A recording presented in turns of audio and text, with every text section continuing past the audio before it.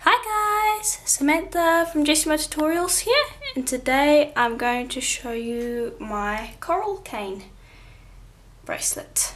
So this isn't the exact bracelet that we're going to make, but this is basically what we're going to make today.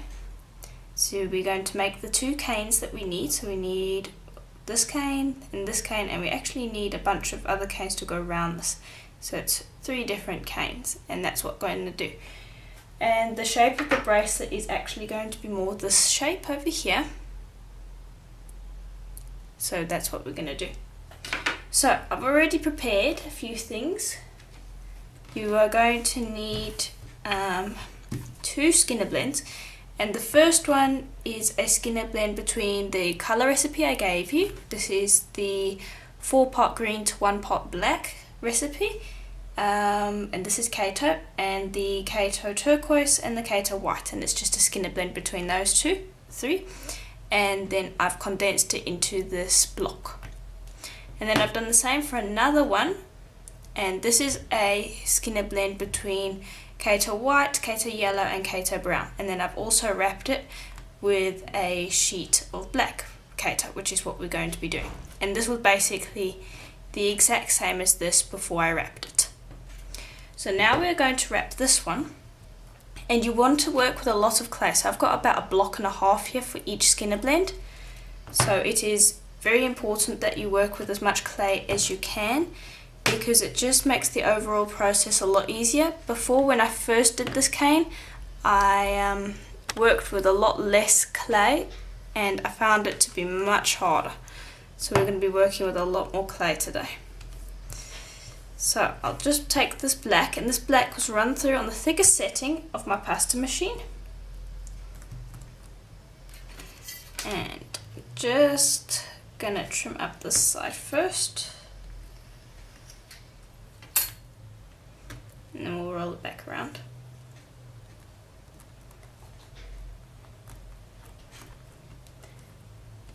Then we'll bring this up.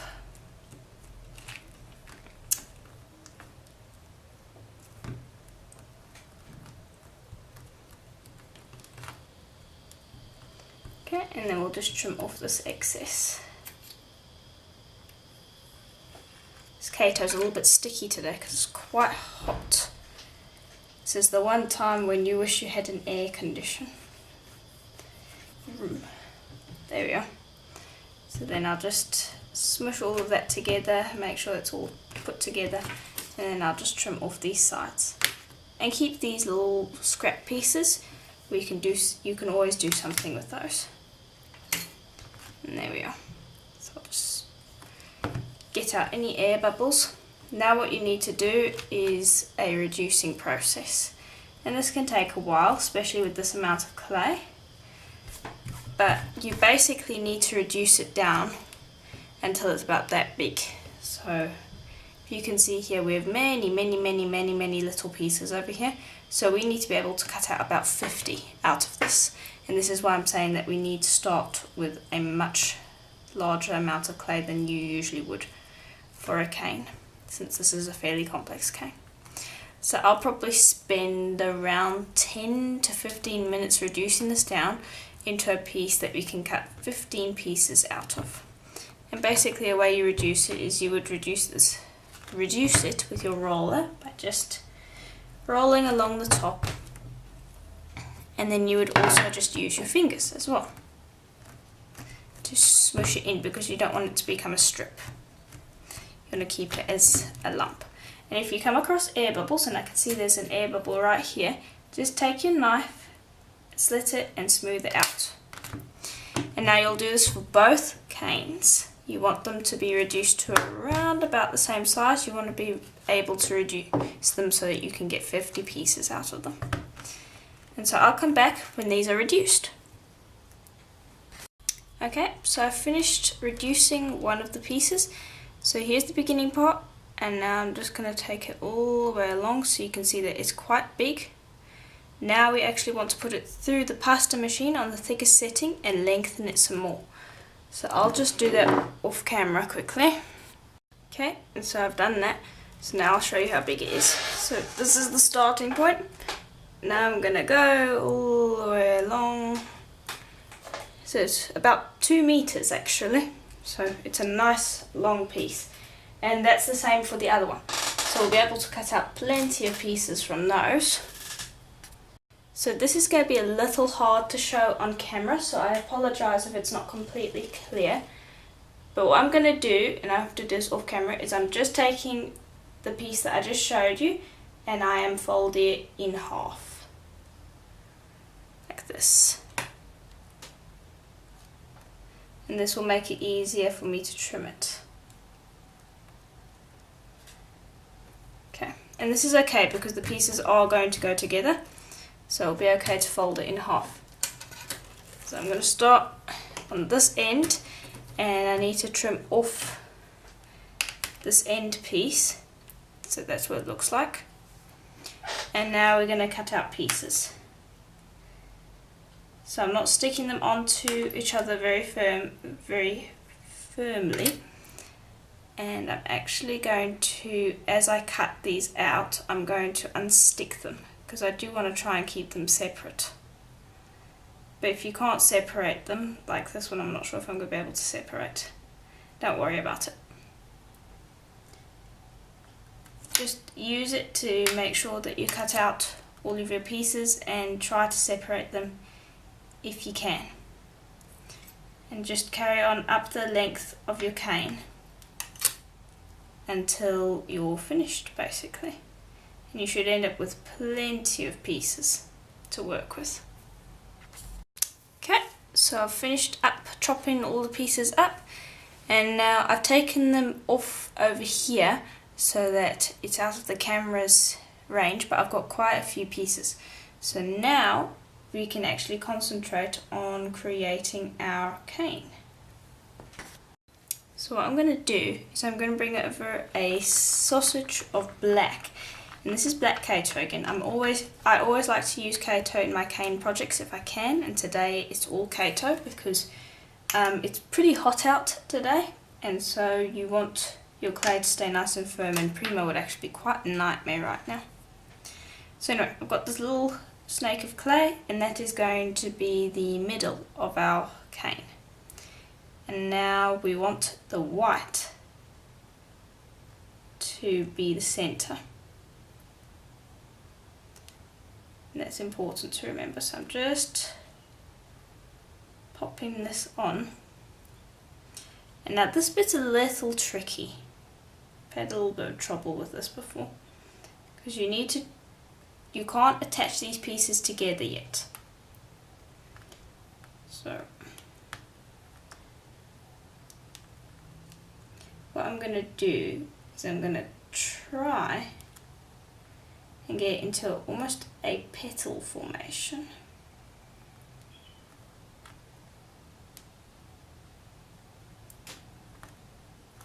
So this can take a little bit of fussing to get right.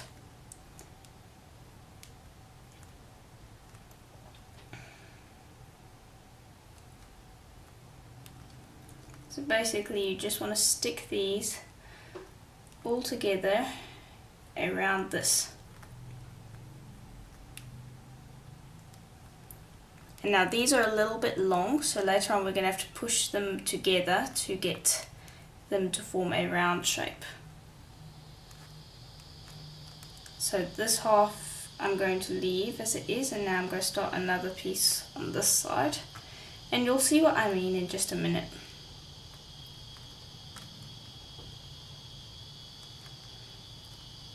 And this is why I want to have a lot of pieces.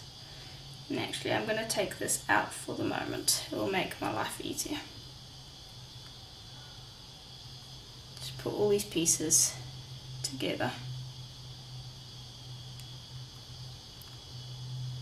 And don't worry if it appears untidy. That's actually a good thing, because if I bring this over, you can see that all of these aren't straight. They're all kind of wiggling all over the place, which creates a nice natural effect. So don't worry about getting your lines straight or anything like that.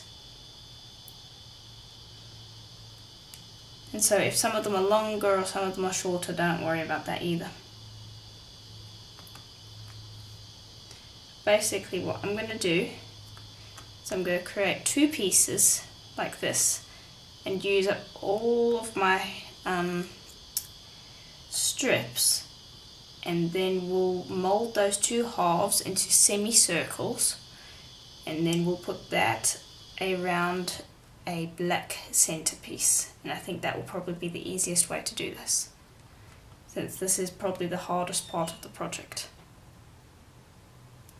So I'll just carry on doing this until I've used up all of my strips.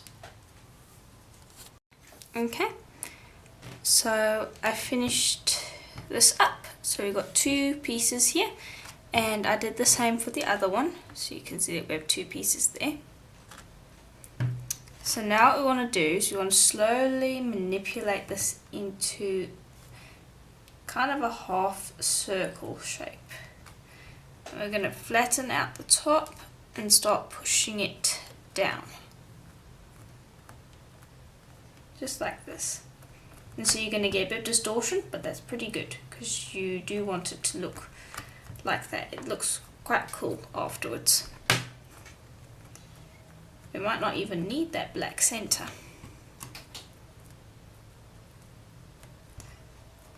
Okay, I'm trying to get into a half circle, so there we are. Got it in about a half shape. So now I'm just busy getting all flat and neat. And now I'll do the same for this one. What we do is we start pinching towards the middle. We also want to flatten out the top and just pinch inwards.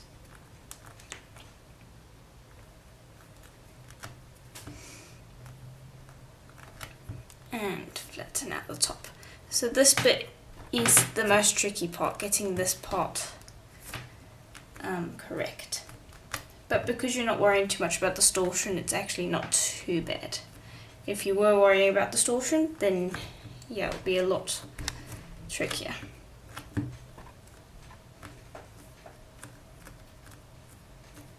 There we go. Almost got that.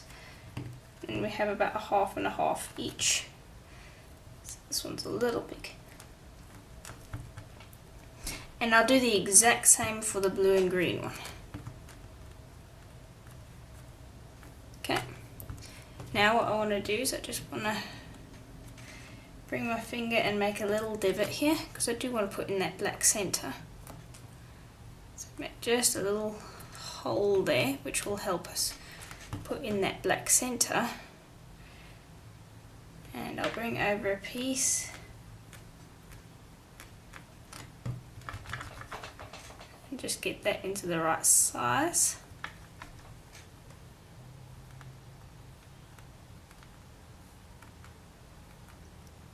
There we are. And I'll just pop that in the middle there. I'll pop this side in, and basically we'll just squish this together, and that black will sit in there quite happily. And there we are, that's basically it. So now I'm just going to squish this flat, and then I'm going to start reducing.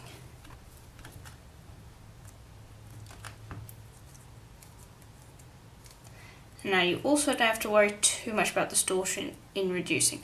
You want to try and avoid it, of course, but again, you don't have to worry too much about it. So this is a good cane to start with if you're not perfect with your reducing. I'm trying to avoid distortion, but the white over here is moving faster than the brown on the outside, because the brown's a little bit older, so this part's a little bit hard. Once you get started, it's a lot easier. So you can see that we've reduced it quite a bit already.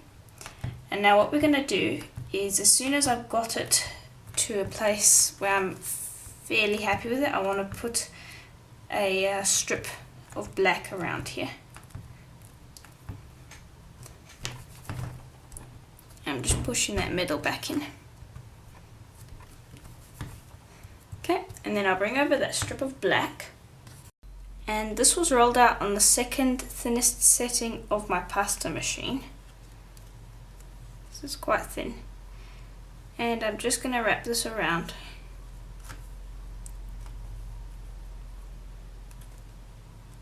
And tear it off. You can see that I'm not being precise here at all. This cane you don't have to be precise with. If you're doing something like in my cherry blossom tutorial, you need to be as precise as possible because you want to end up with an exact image at the end. But with this cane, it's actually beneficial not to be too precise because it gives it a more organic look, which is what you're going for. So that's what this looks like, and then you just reduce it by squeezing it like you normally do. And just reduce it down. And then this one over here, I'm going to turn into the exact same thing, and then I'm going to show you what we're going to do around the edge over here. Okay, so here's this one now that I have done the exact same thing that I did with this one. But now we want to put some edging around it. So I've got these bullseye canes. It's just a simple bullseye cane. I'll provide a link to a bullseye cane. And actually, I forgot to mention previously in the tutorial that I'll provide a link to a Skinner blend tutorial as well. And all we're going to do is we're just going to outline this with bullseye cane. So we want about a layer of 3 bullseye canes on top of each other. Now, these bullseye canes don't have to all be the same size. They just have to cover the same width, and then we'll have about 3 of them on top of each other all the way around the cane, as you can see over here. So I might need to make some more bullseye canes actually, but basically I'll do that, and then I'll reduce it like the other one, and then we can actually start creating our sheet. Okay, so I have reduced the canes. So here's the end pieces of the green and blue one, and you can see it, those look quite cool.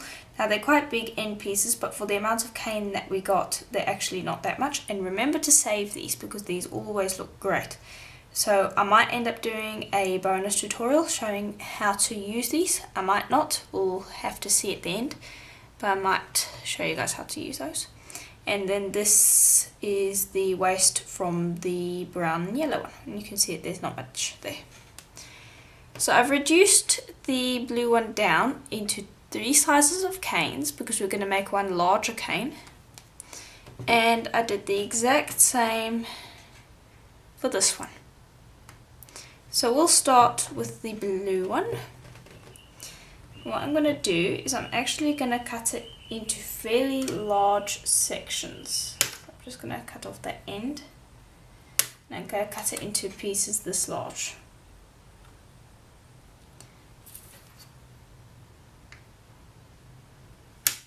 Because I just find that it's a lot easier to get a nice look when I have a large slab, and I'll show you what I mean in a minute.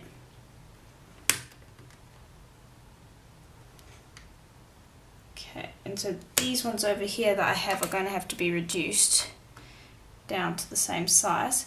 And also because I'm not sure what you are going to be doing when you are making this tutorial, but if it is hot and your clay is sticky, make sure to separate everything because you don't want them sticking together. Okay, so we've got a bunch of canes here, which is excellent. Now these ones have to be reduced down a little bit to get them to the same size as these ones. There we are. I'll do the same with this one. And because it's nice and warm and I've been working with these all day, they're pretty easy to reduce, as you can see. I'm just going to reduce this one too. And remember, you can do this project in different colours. You do not have to do it in the same colours I'm doing. You might want to try purple. Black and white could look fairly interesting. Just experiment around and see what you can come up with. Okay, so there we are. We have all of our canes. Now, I'm just going to kind of piece them together in a random format. I'm not really going to use anything exact. And I don't plan to reduce this at all really, so I'm not worried about getting it into an exact shape. So I'll just kind of piece it together.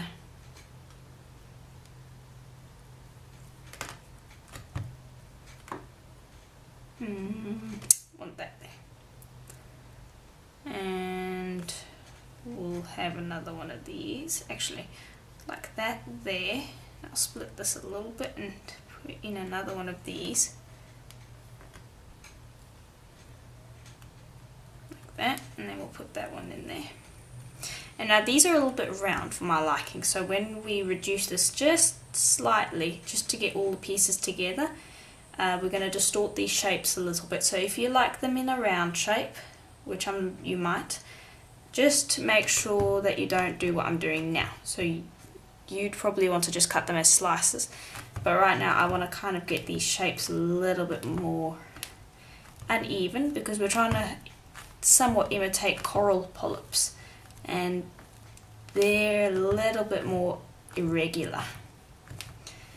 So I'm just pressing this all together because I want to get rid of any air bubbles in here. So I'm not trying to reduce it at the moment, I'm just trying to get it to smush together.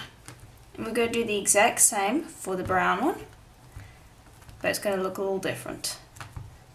So I'm reducing it a little bit, but I just want to get all of these pieces nicely stuck together. So I'm not trying to get into any particular shape, just reducing it a little bit and getting them all stuck together, just like that. So I'll just put that aside and I'll do the same for the brown one. Okay, so here are our canes. I've squared them up just a bit so they're going to fit together a little bit better, but basically they're just been squished together. So I'm going to put those over to rest for just a second, and I just want to show you the reason I wanted to put all the pieces together instead of just slice them up individually.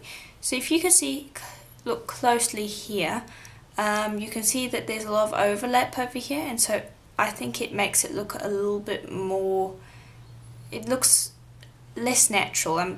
It works nicely for things like cherry blossoms and some of my other projects, but I just don't think it works very well for this coral polyp project. So over here you can see there's a bit of overlap over there, but I think it looks better when they're all together, so that is why I've put them into these canes. So now what I'm going to do is I'm just going to chop off this end piece over here, and so you can see what it looks like somewhat over there. And I'm also just going to chop off this end piece as well. And keep these, they're very valuable actually, because for leftover tutorials and leftover projects they work really well. So make sure to keep all of your leftovers from these sorts of cane projects. I mean, that could be flattened out and used as a bead as it is. Sorry if I was out of the camera there.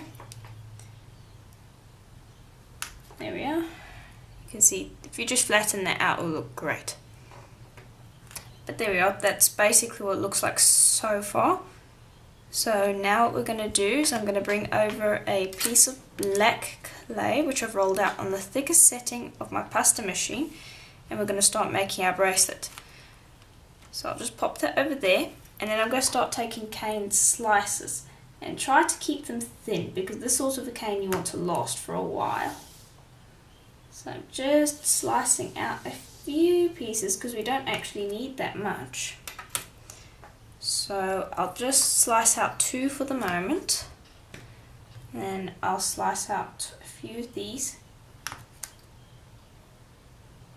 So you can see that I'm trying to keep my slices as thin as possible.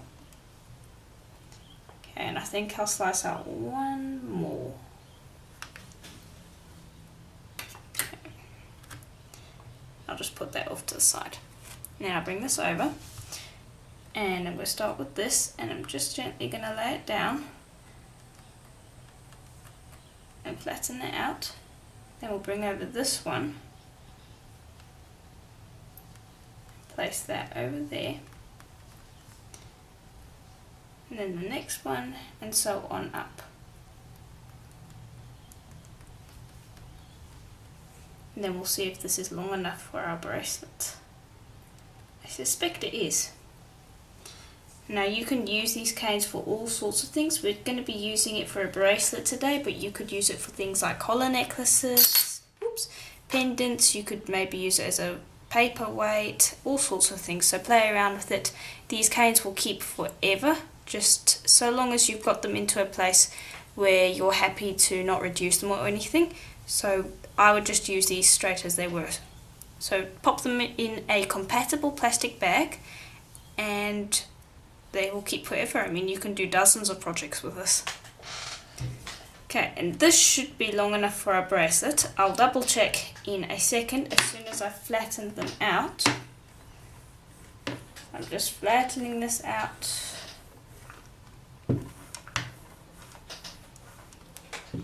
Like this, and I'll flatten it out properly once I've checked my bracelet blank. And any bracelet blank will work. I'm using one from Linda's Art Spot at the moment. Yeah, this will be plenty long enough actually, more than enough. Okay, so we'll use that. I'm just going to trim up quickly because some of these edges are a little unneat and so I don't need those confusing me. And we can also get rid of a lot of this black stuff over here, we don't really need that there either. I'll just put those off to the side. And there we are.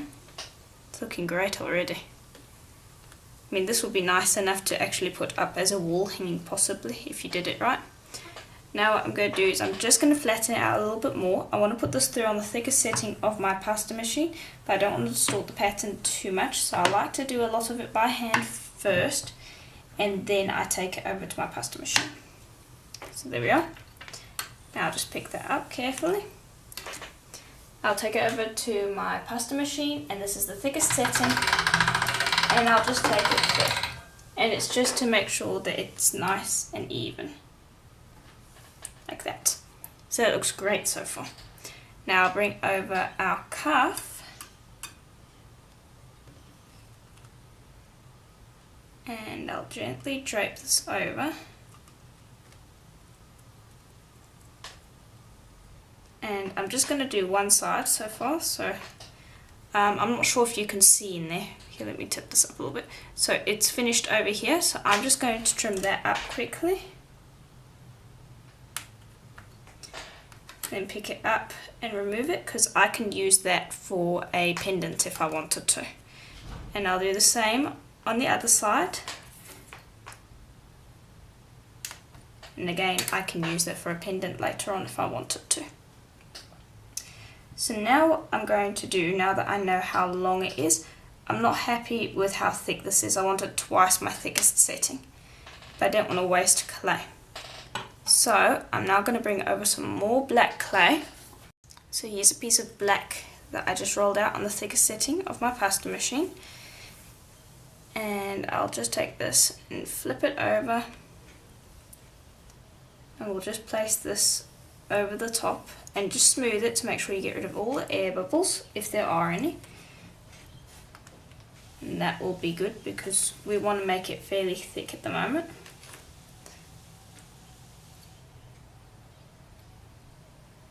And I'll just trim this up.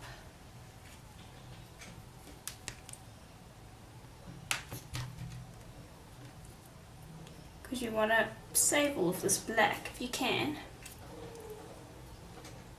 Okay, and now we can move on to actually putting it onto the bracelet blank. So I'll just start on this end. And we're slowly going to wrap it around. Just like that. It's going to make a lovely bangle.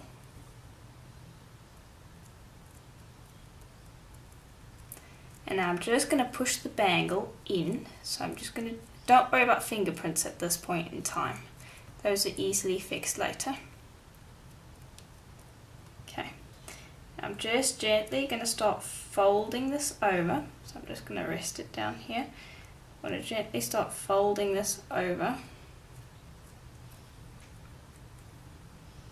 which will make the next part easier.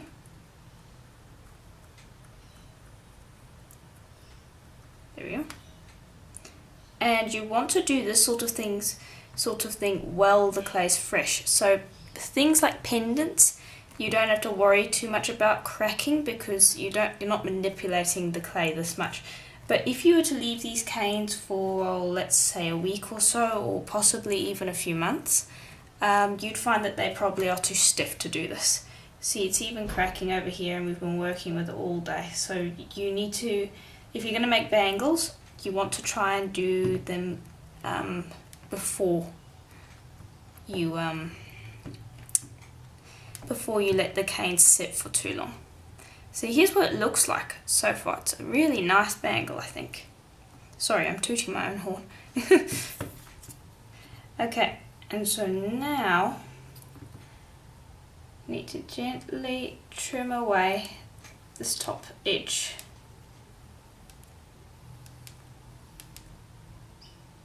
Just like that. And keep that because you can use that in scraps as well. There's always a way to use the scraps. Then flip on the other side.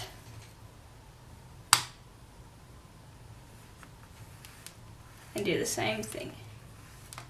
And I like to rotate the bangle so that I get a nice long piece that I can use later. Okay, and then all of this stuff actually can only come out once I have trimmed down this side. So trim up inside there, there we are, that's the one. And we will trim up over there too. Okay. Now we just got to gently pick this out and separate those and place them over to the side. You can use those. With canes like these where they're a little bit more complex, the leftovers actually produce really nice projects, so keep everything and don't throw anything away. And now what I'm doing is I'm just gently rounding off these corners because I don't want my bracelet to have sharp corners, I want it to have rounded corners. So that's what I'm doing at the moment. Okay, and then what I'm going to do is I'm just gently going to start folding over the edge. Very, very gently.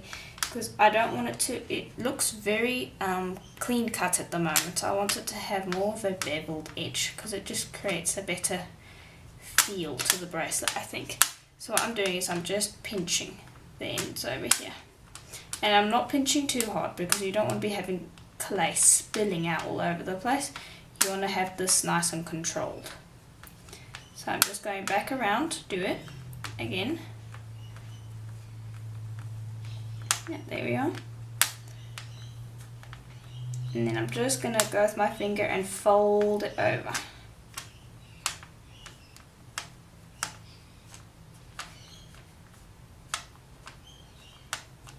Just like that. So you can see this side versus this side, I prefer this side. So you could stop when your bracelet has this nice clean edge over here. That's similar to what this one is. It has a very sharp finish on the edge over here.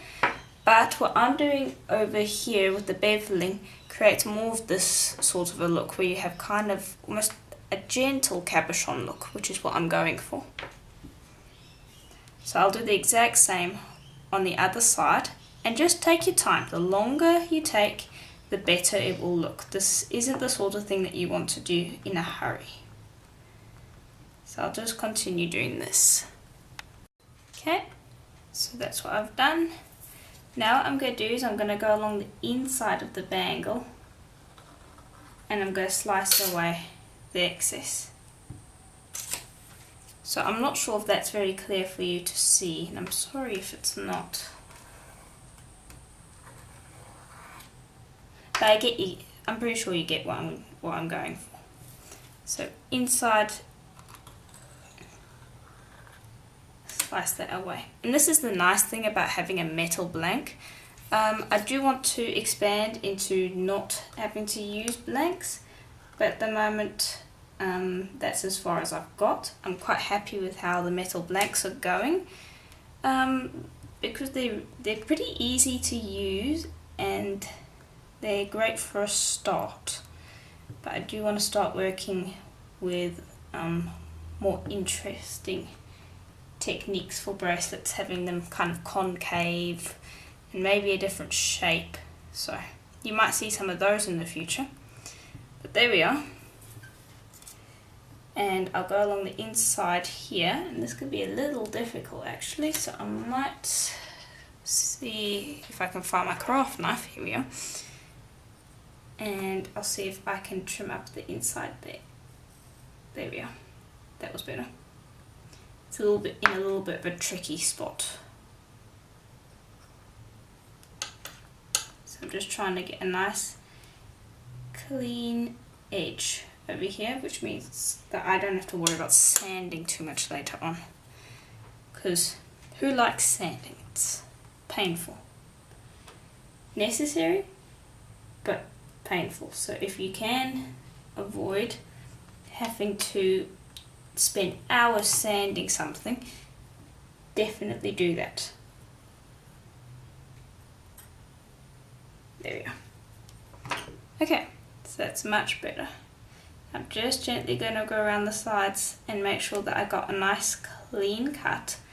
And so you can see that we have a nice edge over here. And then the backing will be black.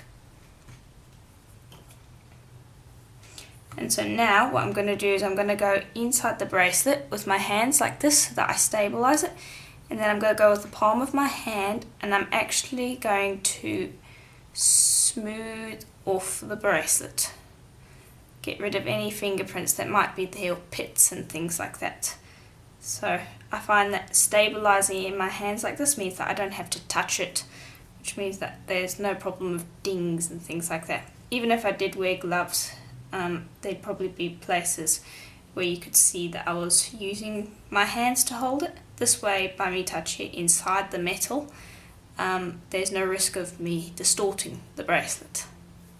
So I'm just gently smoothing. Now you don't want to be too aggressive with your smoothing, because otherwise you're going to get smudges.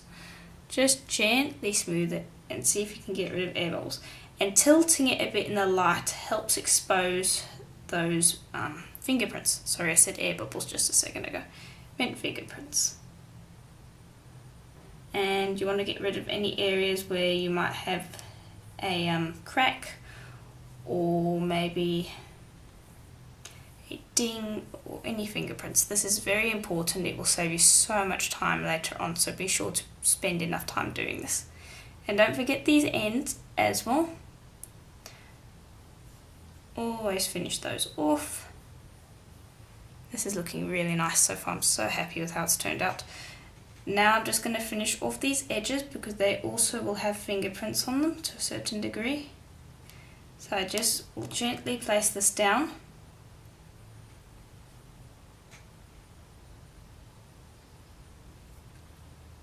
And I'm just going to smooth off these edges so they're nice and clean and they don't have fingerprints and so on. I think I sound like a broken record. Now I'm gently going to pick it up. Don't want to mess up anything. And I'll smooth around the other side. And then this is going to get baked for a full hour at Kato's recommended temperature, because you want this to be nice and strong. Now, just a thing to mention, because bangles are a little bit tricky when it comes to baking, because they're so big and they really need to be very strong. Put a test chip of Kato into the oven with you. So just cut out a piece of clay, that's Kato, and pop that into the oven with your bangle, and it needs to be a fairly large chip, about that big. Pop it into the oven, bake it like you normally would, and then when it's finished baking, take out the chip, cool it by putting it in some cool water, and then see if you can break it. If it doesn't, then your bracelet's cooked well. If it does break, put half of that back in the oven, maybe increase the temperature just a tad, and bake again, and repeat the process until you can't break the chip anymore. And that way you won't have to test your bracelet for strength, so that you don't risk breaking it, because we went through a lot of work to get to where we are, so it'd be a shame to break it straight after it came out of the oven. So anyway, this is going to go into the oven now for a full hour, and I'll show you what it looks like when it's done. Okay, so it is out of the oven and it will have darkened just a little bit, but basically it looks almost the exact same. Kato has very little colour change when it's baked. So now we want to move on to sanding it, and we just want to sand it now while it's on the blank because it gives it a bit more stability, and so it's easier to sand. So I'll start with the 400 grit sanding paper, and this is a sanding paper that I got from Plymouth and Gems. And basically I'll just sand it from the lowest grit, which is this one, all the way up to the highest, which is a 4000, and just get rid of all of those marks and things that make it look unattractive. And then we'll take it off the blank and I'll show you how to apply the back. Okay, so it's been sanded and buffed. I'm really happy with how it looks, and I did buff it with my Dremel, but basically I've gone through the process of all the bracelets that I've made, except that this is the only one that I've made with Kato, and so I think that the Kato actually buffs up better than the Prima. I'm going to do some more testing on this because wow, I'm really happy with how shiny this is. I mean, there's no Renaissance wax or anything on here, so super happy with that. And you don't have to go this far with the sanding because you only actually have to go up to like a 1000 grit just to get rid of all of those kinks and things. But I like to go all the way just to see what it's going to look like, so I don't mind spending a little bit of extra time to see what it's going to look like. So I've taken that off, and it's pretty strong actually. It's not as flexible as the Primo. And so now what I'm going to do is I'm just going to trim the inside over here. And I'm just going to bring over my craft knife to do that. And I'm gently going to trim along the inside. Now you want to be careful because you don't want to cut into the actual bracelet itself and create a kink. You just want to trim along the outside to get rid of this rough edge. So just take your craft knife. You could even use your tissue blade, though I find that I have more control when I'm using the craft knife. And just trim up that edge, and that will make it a lot neater and easier to use as well. And so I'll spend a little bit of time doing this because I want to make sure that I get this right before I put on the black backing. Okay, so it's been tidied up now. So it's nice and smooth along all of the edges. So I trimmed up here, here, and on both of these sides. So now we're ready to apply the backing. So I've just got a sheet of black Kato, and this was rolled out on the thickest setting of my pasta machine. And I'm just gonna roll it in. Actually, just want to trim this because it's a little too long. And just trim it up over there. And trim it up over there. And it is way too broad as well, so the more you trim it up the easier it's to work with, so I keep forgetting to do that. But anyway, so I'll set it up like this, and then we'll hopefully be able to feed this in through here. Oops, there we are. And just separate these two. This bit's always a little fiddly. And then we'll smooth it along the bottom. I'm just going to get this like this, and we'll put it along the inside of the bracelet like that. And now before you do anything else, make sure you squish it up against the side nice and tight to get rid of air bubbles and just to get it to stick in general. And then just like before, we're going to kind of act like this is the bracelet blank, and we're going to fold the clay over it. And now don't press too hard because you don't want it to stick too badly. We're just going to fold it over like this. Easy peasy. And just watch out for cracks. If you see any cracks, go and fix those. So you might see a little bit of cracks along the edge. So before you trim, just make sure to fix those up. It's easier to fix them up now. And just fix any cracks that you see. and I'm fixing any problems I see in the middle too. And we'll fix this side as well. Just take the side of my finger and kind of smooth these things out. There we are. Okay, so now we're ready to trim. Bring over my blade. Very gently, you have to be careful now because you can kink into your bracelet. And I've done that way too many times. You don't want to do that. There we are. And it's better to go shallow in the beginning, so I need to go along here and clean it up just a little. We'll do the exact same on the other side as well.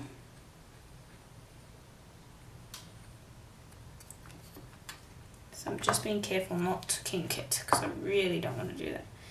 I'm watching my fingers when I do that. And I'll just bring up this clay. You can also just bundle it into a ball and then smear it along the side over here, and it helps pick up anything else. Just a little bit. And also you can use your blade to clean it up because we have a little bit of clay sticking over here. So I like to use my blade to just clean it up. And this is another reason why I like to sand it, because if you sanded it, you've got rid of all the pits and things, so this stuff doesn't get stuck as badly as it would if you hadn't sanded it. So it is another important reason to sand before you apply the backing. Now we'll tidy that up a little bit more in a little while. For now, we want to do the same on the other side. Okay, so I've trimmed up both sides.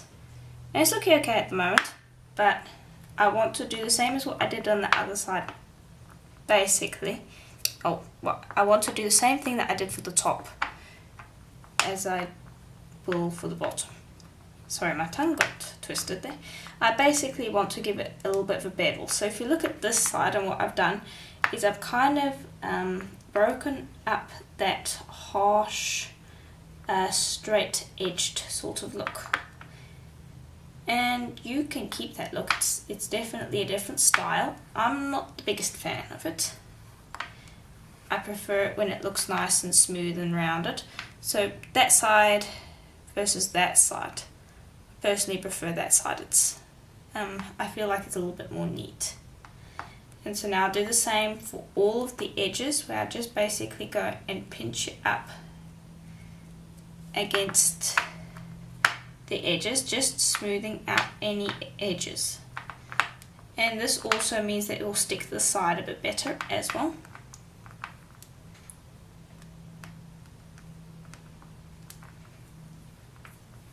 Just like that. And now I'm going to clean up in just a minute, but for now we're just trying to get that basic look first before we clean up. Just smooth along the sides and get rid of all these little bits. You don't want those sticking on in the wrong places because they can be a big problem. Just smush it on. Okay. And then I'll bring over some stuff to help us.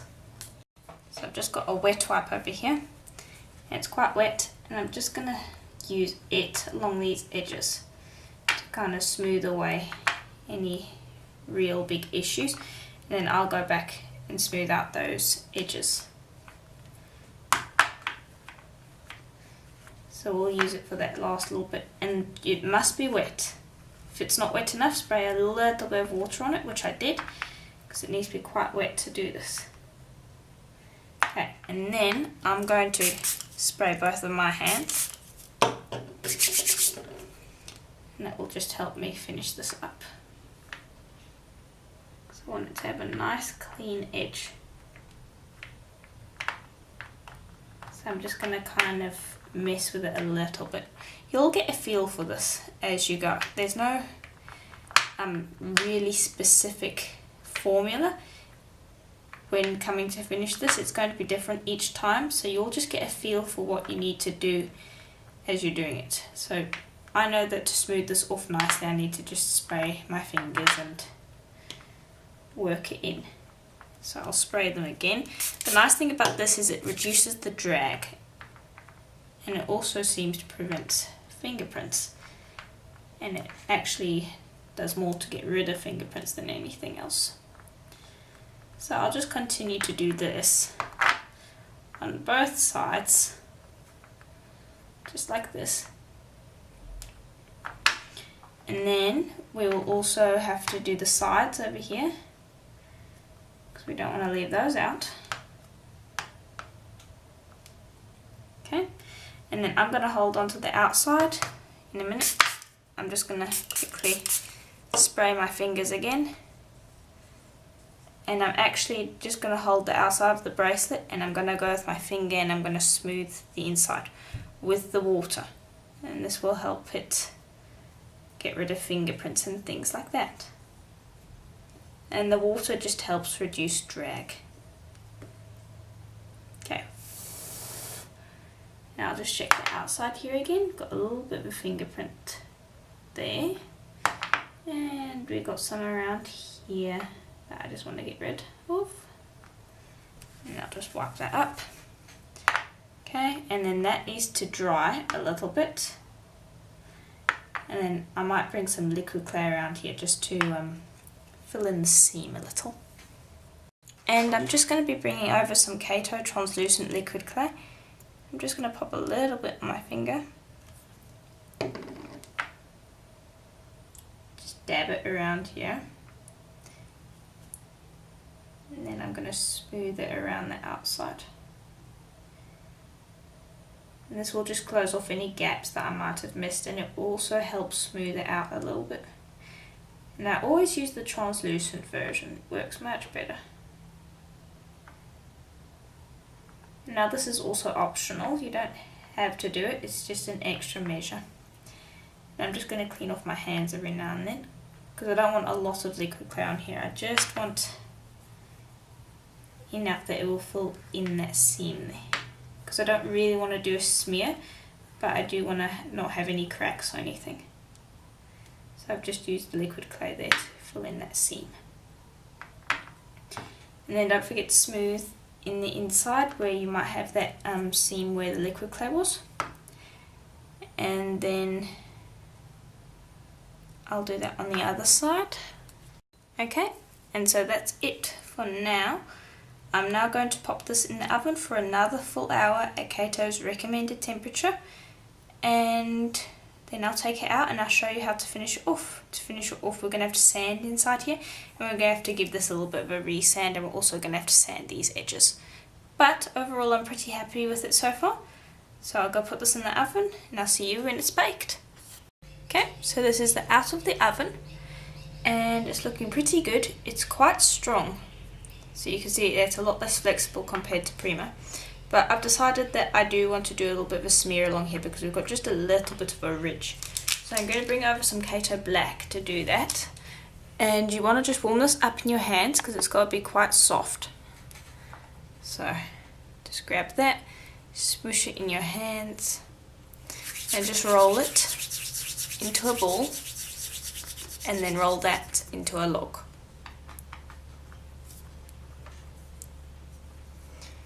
And we don't actually need such a long log. Okay, and you'll just place it on the end and gently smear along.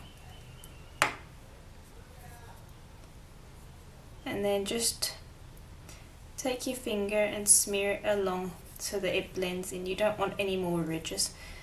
So you just basically want to fill it in. So this takes a little bit of patience, so I've got a little bit of a ridge still over there. So I'll fill that in and I'll smooth. And I'm just busy filling it in, so it's not looking tidy at the moment.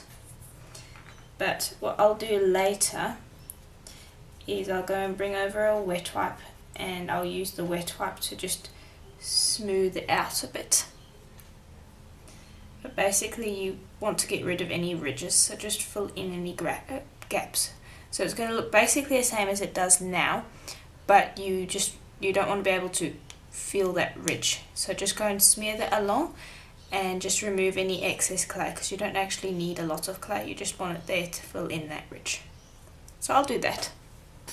Okay, so I finished off this edge and I've smoothed it off and I'm quite happy with it. Now I'm just going to set this with the heat gun, because it doesn't actually need to go back in the oven because it's a really thin layer. And also I want to set up the heat gun before I do the other side. But you can see that there's quite a difference between each side. So here's the heat gun, and I'm just going to switch it on. It's going to make a little bit of noise. And then I'm just going to set this. So you're just going to hover over and move around.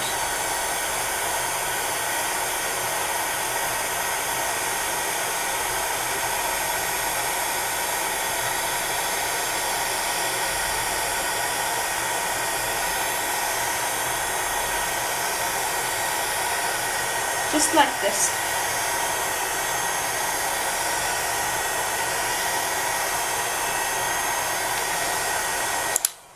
Okay, and that should have set it. Let me just check.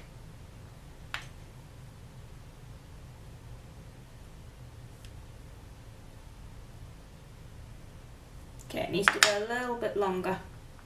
So I'll just carry on doing this until I'm happy with how set this is. There you go, so I've set it. So it's a little hot at the moment, but you can see it, this side looks much better compared to this side. So now I'm going to finish off this side, and I'm also going to do the same for each of these, and I'll set them when I have finished doing each separate one, and then I'll show you how to sand. Okay, so I finished up each of the sides. So you can see I can go along and feel that there aren't any more ridges, which is good. And I finished up these sides as well. And so now we're ready to sand. So I'll bring over a polishing paper, and this is 400 grit. And what we're going to do is we're just going to sand the entire piece again. Most of the top sanding has been done, but you do need to go and re-sand it. But I'm going to do the sides first, and this will get rid of the excess smear, if there was any. And so you're going to sand both sides, and in here as well. You are also going to sand the top, and you're also going to sand the bottom. So you can expect to sand for at least half an hour. I'd probably be doing this for about an hour, just to make sure that I get it perfect. So I'll just be sanding from the 400 grit all the way up to the all up to an 8000 grit, and then I'll show you how to apply the Renaissance wax, and we'll finish it up. Okay, so I've finished sanding, so you can see the top's all nice and shiny again. I've left the inside a little bit matte because, well, I think it will look better because I don't want this shiny and taking away from the top. So the sides are shiny, the top's shiny, but the back is a little bit matte. But I have sanded it so it's nice and smooth inside here, so it's not going to hurt your arm. So now what we want to do is we want to apply the Renaissance wax. And here's what it looks like. Just opened it up, and I'll bring over an old polishing paper. I'm just folding it, and I'll dip that inside and get a little bit, and just pop the cap back on.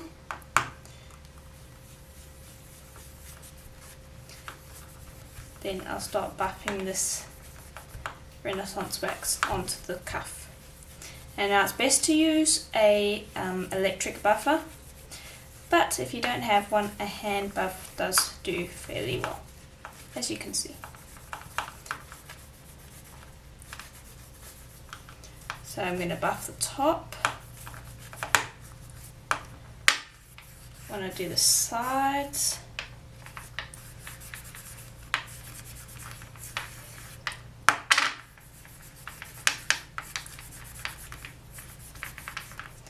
And I also want to do the inside. Okay, now we'll put that aside to dry. Okay, and so here it is. And I have buffed it on my electric Dremel, so it will have a higher shine. So I definitely recommend getting an electric buffer because it works much better. But you can see how lovely and shiny that is. The Kato buffs up a lot better compared to the Prima. And then the inside's a little bit shiny as well, and the sides are nice and shiny as well. So that's good. Now you might notice that this bracelet is fairly small. I've made it so that it fits my wrist, which is pretty small. If you wanted to make it larger, you'd want to add more clay when you put the first layer on top of the bracelet blank, and then add less clay on the bottom. So let's say we had this, the top layer was on our thickest setting of the pasta machine, then we put over. So you would want to put that on. You would want to have a piece of clay that's twice the thickest setting of your pasta machine. Then you'd bake that on top of the cuff, take it off the cuff, and then the backing you would have on like the middle setting of your pasta machine rather than the thickest setting of the pasta machine. So depending on how much clay you add in the second bake, depends on how small your bracelet blank is. And you can also manipulate it a little bit. When you go for the second bake, you can warm it up in the oven a little bit, and then while it's warm, you can gently, while it's warm, bring this open so that the opening over here is a little bit larger. But I didn't need it any larger, so I've kept it quite closed, so it fits quite nicely. So that's basically it for this tutorial, and I do hope that it was helpful to you. And please do send in pictures of what you make using this tutorial. You can send it in through Facebook, through the website, and either way I'd love to see some photos. I always love seeing them. And as always, I hope to see you in the next tutorial. Bye for now.